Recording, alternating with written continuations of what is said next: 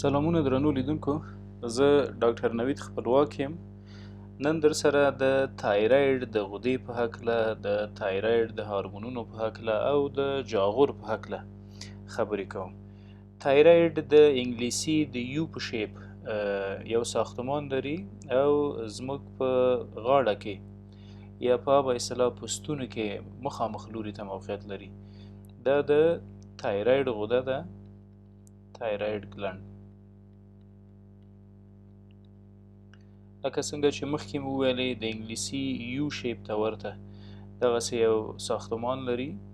یو لوب چپ طرف ته لري، یو لوب ښي طرف ته لري، او دا ساحه هم د استمس په نامه د ساختمان یو بل سره نښلولې ده. که دا ښي لوب وي د تایراید، رایټ لوب، دا یې چپ لوب ده او د ساختمان په واسطه چې استمس نومیږي، د تایراید دوه لوبونه یو بل سره نښتي دي. د تایراید نه لاندې چې کوم ساختمان ده، د تراکیا یا قصبه توریه یا هغه پایپ چې یا هغه نلکه چې هوا انتقالوي زموږ سږو ته، له تایراید نه پورته کوم ساختمان چې ده دې ته تایراید کارټیلیج وایي. یو غضروفي ساختمان ده، تایراید کارټیلیج. ککرک یا غضروفي ساختمان لري او پورته د تایراید له غدې نه موقعیت لري چې ډیری وظیفه هم د تایراید سټیبلیټي ده. ښه، راځو د تایراید غدې په هکله یو څه نور غږیږو. ځینې انسانانو کې د استمس خواته داسې یو بل لوب هم موجود وي چې هغه ته پیرامیډل لوب وایي. داسې یو لوب د استمس تر څنګ ده اکثرو کې، ډیرو کم انسانانو کې لیدل کیږي پیرامیډل لوب.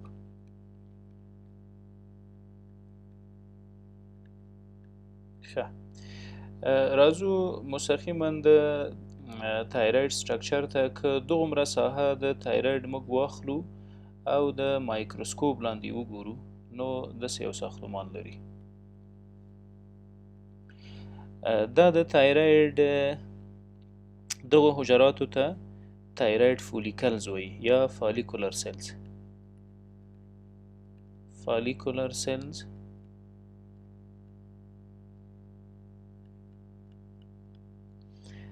دې ساختمان ته یې تایراید فولیکل وایي. دا ټول ګرد چې کوم ساختمان ده تایراید فولیکل. منځ کې یې چې کوم خالیګاه ګورې ده ته کولاید وایي. کولاید د حجراتو ترشحات معمولا چې هارمونونه دي راځي په کولاید کې ذخیره کیږي. یعنی د فالیکولر سیل یا د فالیکولر حجرات د تایراید هارمون ترشح کوي.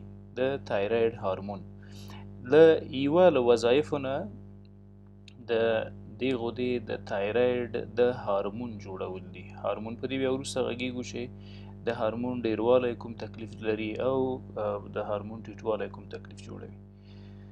ښه، دلته نور څه حجرات لیدل کیږي، دته سی سل وایي. سی سل، او د سی سل وظیفه هم د یو بل هارمون جوړښت ده چې هغه ته کلسیټونین وایي. کلسیټونین، د کلسیټونین وظیفه هم په وجود کې د کلسیم تعادل برقرارول دي. په وجود کې چې څومره هم زموږ په وینه کې کلسیم ګرځي او دا د هډوکو د استحکام لپاره ډېر یو مهمه فاکتور ده کلسیټونین. ښه، که د تایراید دومره کوچنۍ ساحه د مایکروسکوپ لاندې وګورو، نو داسې ساختمان لري. د فالیکولر حجراتو په نامه چې کوم حجرې لري، د دوی وظیفه د تایراید د هارمون جوړونه ده. او د سی سل په نامه حجرات هم د کلسیټونین په نامه هارمون جوړوي چې د کلسیم په میټابولیزم کې ډیر مهمه رول لري. د تایراید هارمونونه دوه ډوله هارمون تایراید جوړوي چې یو ته T4 وایي، بل ته T3. T4 ټیټرا آیوډو تایرونین چې دا په فالیکولر سیلز کې جوړیږي. کله چې همدا T4 یا ټیټرا آیوډو تایرونین د وینې جریان ته لاړ شي او د وینې د جریان د خوا دا شو د وینې یو رګ د تایراید غدې دا هارمون ترشح که کولاید ته یې ولېږه. د کولاید نه د وینې جریان د لارې بالاخره د بدن حجراتو ته راغی.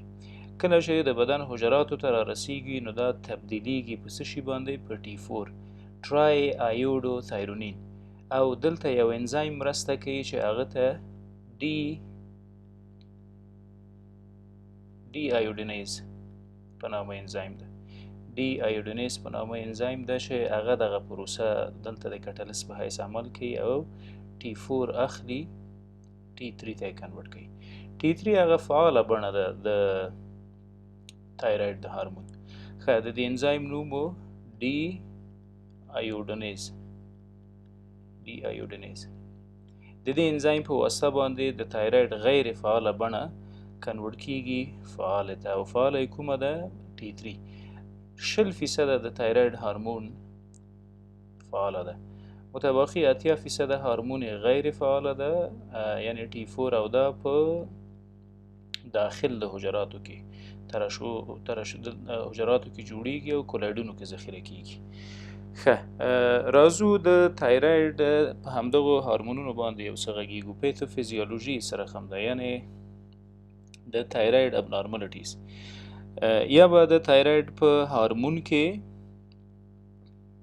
تکلیف وي، نه به ترشح کیږي، زیات به ترشح کیږي، یا به ترشحات د یو نامعلوم او غیر منظم منبع د لارې کیږي. ابنارمالیټیز یا د تایراید د غدې ستونزې او تکالیف.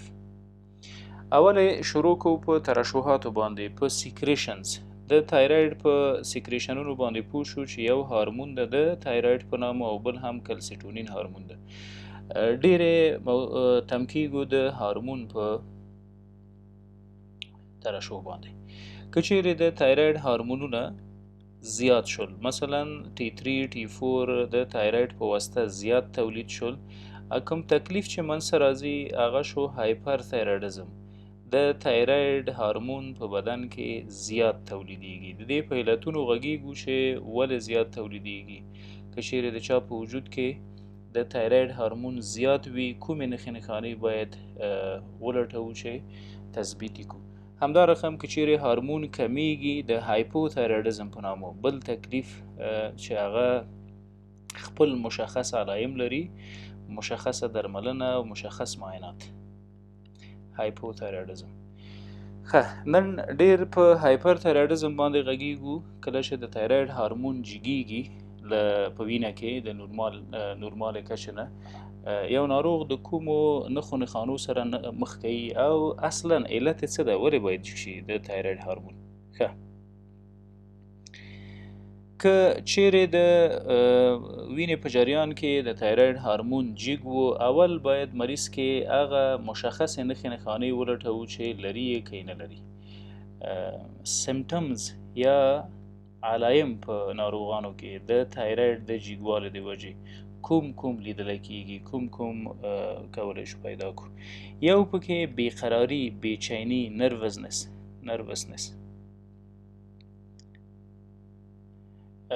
د کومو ناروغانو چې د تایراید هارمون جګ وي له نورمال اندازې نه، یو عجیبه بیقراري، خستګي او ستړیا احساس کوي.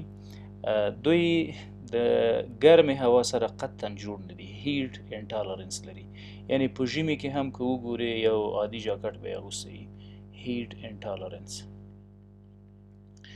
او د دې ترڅنګ چې نشي کولی د ګرمې هوا سره مقابله وکړي یا حد اقل ویې زغمي. د دغه ناروغانو د زړه ضربان زیات جګ وي، پالپټیشنز لري، ډب ډب ډب ډب ډب د زړه ضربان حتی په خپله اوري. که موږ یې د زړه په اپیکس ساحه باندې لاس کیږدو نو حتی لاس ته هم پورته جمپ ورکولی شي. په سترګو یې هم د زړه ضربان لیدل کیږي. تاسو د دې مریضانو چست انسپیکټیشن وکړئ. ښه، په چست انسپیکشن کې حتی هغه د اپیکس په ساحه کې، د زړه په ساحه کې تاسو لیدلی شئ چې تایراید د جګوالي د وجې د زړه ضربان حتی لیدل کیږي. همدې د دې ترڅنګ په ناروغ کې یوه مزمنه خستګي، ستړیا، کسالت او مړه دردونه د عضلاتو د هډوکو وي، چې ډیری وخت دا د تایراید هارمون په هایپر تایرایډزم کې یا په جګوالي کې موږ ورسره مخ کیږو. د دې ترڅنګ مریض زښته زیاته ډوډۍ خوري، اشتها یې زیاته وي، ولې خپل وزن د لاسه ورکوي. یعنی کله چې د تایراید هارمون جګ شي د بدن میټابولیزم زیاتیږي، مریض ښه زیاته ډوډۍ خوري، ولې وزن یې ورځ تر بلې کمیږي، ورځ تر بلې خپل وزن د لاسه ورکوي. همدا رقم په هاضمې جهاز کې تکالیف منځته راځي. تر ټولو مهمه دا ده چې فریکونسي اف سټول پکې موجود وي، بار بار د مریض تشناب ته ځي د ډکو امتیازو د خالي کولو لپاره، ولې یا په سمه توګه خالي کیږي نه، یا قبض وي، یا د نس بادونه لري، ولې کرات یا مراجعه تشناب ته زښته زیاتوي. په ځینو انسانانو کې ګریوز افتالموپیتي په نامه تکلیف منځته راځي. افتالموپیتي څه ته وایي؟ د سترګې د مریض پړسیږي او د سترګو ګاټې حتی بیرون ته راوځي، میلان کوي. دې ته وایي ګریو افتالموپیتي یا د ګریو ناروغي، چې په هغه کې د تایراید هارمون جګ وي، سترګې د ناروغ بیرون ته راوځي. دغه هغه شیان دي چې هغه نښې دي چې موږ علایم دي چې په مریض کې کتلی شو، یعنی سیمټمز، دغه علایم چې تاسو هر ناروغ ته وګورئ کولی شئ پیدا یې کړئ. همدغه رقم دغه ناروغان سویټي پام لري. سویټي پام څه ته وایي؟ د لاس ورغوی خولې کوي، کوم چې د تایراید هارمون د جګوالي سره مخ دي. د علایمو ترڅنګ ځینې نښې د تایراید هارمون د جګوالي سره په ناروغانو کې موجود وي، چې هغه ته موږ ساینز وایو، ساینز یا کومې نښې چې د تایراید د جګوالي د وجې په مریض کې لیدل کیږي. تر ټولو پکې که موږ اول د دې مریض پلس وګورو، نبض یې وګورو، نو نبض یې زښت زیات جګ وي، ګډ وډې، ټکی کارډیا موږ دې ته وایو، ټکی کارډیا. ټکی کارډیا یا د زړه د ضربانو زیاتوالی نورمال 2 او 15 کوي، د دغه مریضانو تر 1.5 حتی تر 200 پورې هم رسیږي. ډېری وخت په ایټریل فیبریلیشن کې دغه مریضان د زړه د ډېر ډبهاري د وجې حتی د زړه د ضربان 300 او 350 ته رسیږي، چې هغه بیا د ای اف یا د ایټریل فیبریلیشن په نامه د زړه ناروغي هم جوړوي. د دې ترڅنګ ځینې ناروغان وي چې هغه ګایټر لري. ګایټر څه معنا؟ جاغور لري، او جاغور مخکې له مخکې نه تاسو چې وګورئ په ستوني کې ښکاري. کومه صحیح معلوموو؟ مریض ته وایي چې لاړې تېرې کړه. کله چې لاړې تېرې د تېرولو سره که چېرې جاغور یا دغه غدې پورته حرکت وکړو، نو دا جاغور د تایراید د غدې غټوالی ده. د ګایټر ترڅنګ دغه مریض وام ګرم وي، د مړې تبې یا د ګرموالي احساس کوي، مرطوبه پوستکی لري، مایست سکن یا لون پوستکی، همیشه یې د لاس ورغوي وګوري خولې کوي، لامده وي. همدا رقم سترګې که وګورو په ګریو ډیزیز کې تاسو ته مخکې هم ویلی چې افتالموپیتي منځته راولي، سترګې بیرون راوځي، پری آربیټل مایکزیډوما منځته راځي. همدا رقم اونایکایلوسس په نامه تکالیف دي چې هغه په د تایراید هارمون په جګوالي کې لیدل کیږي. په هر حال کې چیرې د دغسې علایمو سره مخ کیږو چې تایراید هارمون مو جګ ده، هم نښې او نښانې لرو او هم علایم لرو، په هغې صورت کې بهتره ده چې موږ د تایراید د هارمون د جګوالي علت پیدا کړو، ولې د تایراید هارمون جګ شوی ده په وجود کې، چې په هغې باندې دلته مفصلا خبرې کوو. د تایراید هارمون که جګیږي ممکن په مریض کې ګریو ډیزیز موجود وي. ګریو ډیزیز څه ته وایي؟ زموږ د بدن دفاعي سیستم راځي او پر تایراید غده باندې حمله کوي. کله چې د تایراید په غده باندې حمله وشوه، نو دلته یو د دروغو ټي اس اچ ورته جوړوي. د دروغو ټي اس اچ څه معنا لري؟ تایراید سټیمولیټینګ هارمون معمولا د مغزو نه د پیچټري ګلند نه راځي، د نخامیه غدې نه د وینې جریان ته بالاخره فالیکل باندې تایراید هارمون جوړوي. دلته دفاعي سیستم انټي باډي جوړه کی او په خپل سر را روانه د تایراید هارمون تایراید فالیکل ته ورته وایي چې بس شابه جوړوه تایراید هارمون. دا نو په خپل سر تایراید هارمون جوړوي، هلته ماغزه خبر نه وي، بلکې دفاعي سیستم یو د دروغ انټي باډي را لېږلي وي. په ده کې زښت زیات تایراید هارمون تولیدېږي، زښت زیات ټي 3 او ټي 4 په وینه کې لیدل کېږي، خصوصا ټي 3 او ټي 4. دا نو په مریض باندې ټول هغه علایم مسلط کوي، لکه بېقراري و، بېچیني لري، ستړی وي، بغیر له دې چې کوم کار یې کړی وي، او ورو ورو د تایراید د هارمون جګوالی بالاخره د سترګو د ودې سبب ګرځي. دا یو انابولیک هارمون د سترګو ګاټې بیرون راوځي. دې ته وایي ګریو ډیزیز. تقریبا 80% په ګریو ډیزیز کې انټي باډي موجوده وي. 80% کوم انټي باډي موجوده وي؟ د آټو انټي باډیز په نامه انټي باډي دي. آټو انټي باډیز چې دا د زموږ د بدن د دفاعي سیستم په واسطه باندې جوړیږي، راځي د تایراید هارمون ته او د T3 د لوړوالي سبب ګرځي. دویم علت چې د هایپرثایرایډیزم سبب ګرځي، د تایراید هارمون د زیاتوالي سبب ګرځي، هغه ټاکسیک ګایټر ده. ټاکسیک ګایټر څه ته وایي؟ ګورئ دا د تایراید یو لوب ده، دا د تایراید بل لوب ده، د استماس په واسطه سره نښلول شوي دي او دا هم کارټیلیج شو، دا هم ټرکیه. کله چې یو نوډیول موجود وي، یو پړسوب موجود وي په تایراید کې، دغه پړسوب که فرضاً سرطانونه په نظر کې ونیسو، د تایراید سرطان موجود وي، تایراید سرطان یو کوچنۍ غده وي په داخل د تایراید کې، شخه وي ډیره، د مریض د وزن د کمبود سبب ګرځي او یا د هایپوتایرایډیزم یا د هایپرتایرایډیزم سبب ګرځي. دغه ټاکسیک یا زهري یا سرطاني غدې کولی شي چې د هایپر سیکریشن سبب وګرځي یا د هایپرتایرایډیزم سبب وګرځي، ځکه معمولا غدوات سرطاني غدوات په خپل سر حجرات وده کوي، په خپل سر نمو کوي، هیڅ د دفاعي سیستم تابع نه وي.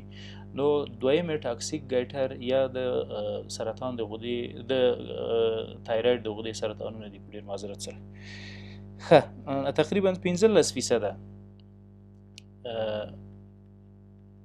د هایپرتایرایډیزم سبب ګرځي، تقریبا 80% ګریو ډیزیز د هایپرتایرایډیزم سبب ګرځي. هایپرتایرایډیزم یا د تایراید هارمون لوړوالی یا جګوالی. همدا رقم تایرایډایټس یا د تایراید غدې التهاب چې ډیری وخت تایرایډایټس د ویروسونو په واسطه منځته راځي، هرپیز زوستر، هرپیز سمپلکس، سایټومیګالو وایرس، دا ټول کولی شي د تایرایډایټس سبب ګرځي.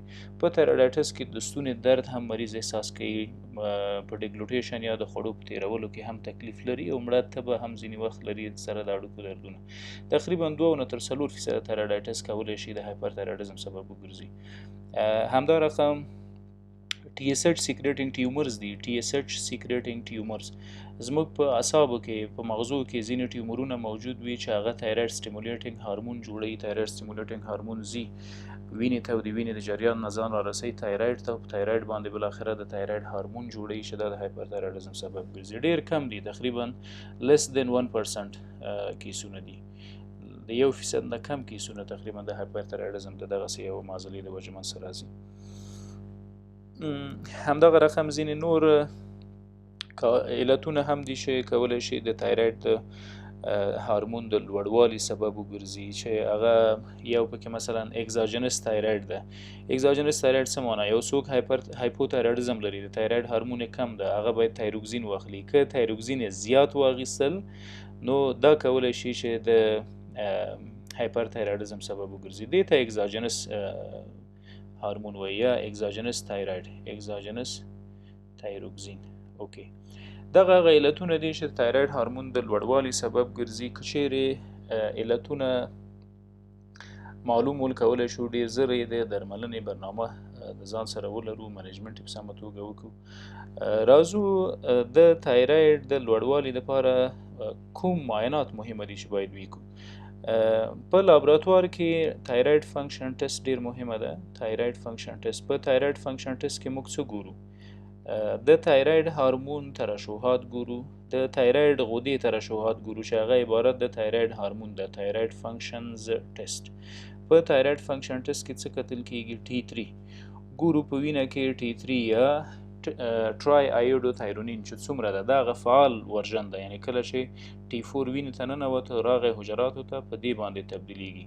دا باید وګورو چې فعاله تایراید هارمون څونه ده په حجراتو کې. همدا رقم T4 باید په وینه کې وګورو چې نارمل رنج څومره لوړ تللی ده. د دې ترڅنګ تایراید سټیمولیټینګ هارمون TSH باید وکتل شي. TSH څه ته وایي؟ ګورئ دا شو زموږ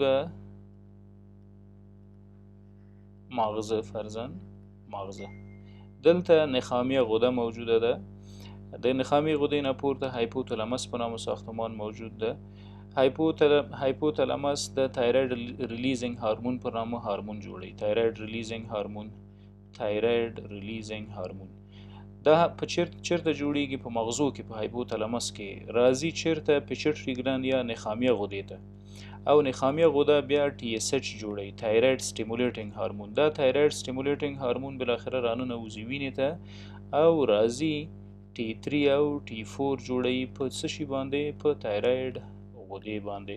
نو ډیری وخت په هایپر تایرایډزم کې د TSH او د T3 او د T4 نورمال لیولونه خراب شوي وي، په غیر نورمال ډول جګ او ټیټ وي. دا په تایراید فنکشن ټیسټ کې معلومیږي.